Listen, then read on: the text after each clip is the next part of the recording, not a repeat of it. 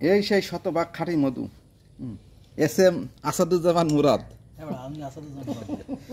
এই যে আমাদের আসাদুজ্জামান মুরাদ। আসাদুজ্জামান কামাল বানায় দিয়ে না তাহলে পলিথিন দিয়ে পরিষ্কার করে দিন গমটা রাখো। মুরাদ ভাইয়ের বাড়িতে মোসাক কাটলাম আলহামদুলিল্লাহ, আমাকে এলাকার বড় ভাই।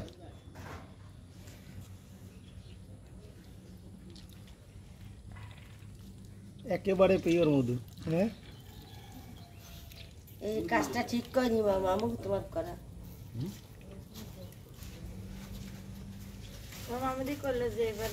না, ওরা তো বোঝে, বোঝার লোক নিয়ে আসছি না, যারা বোঝে না ওরা তো ওগুলো দেখো কাটি ফেলাইছি অল্প একটু, বোঝেন তো ওটা ফেলাই দেওয়ার কারণ কি? ওটা ওই বালতিটা ঢুকো দিও না।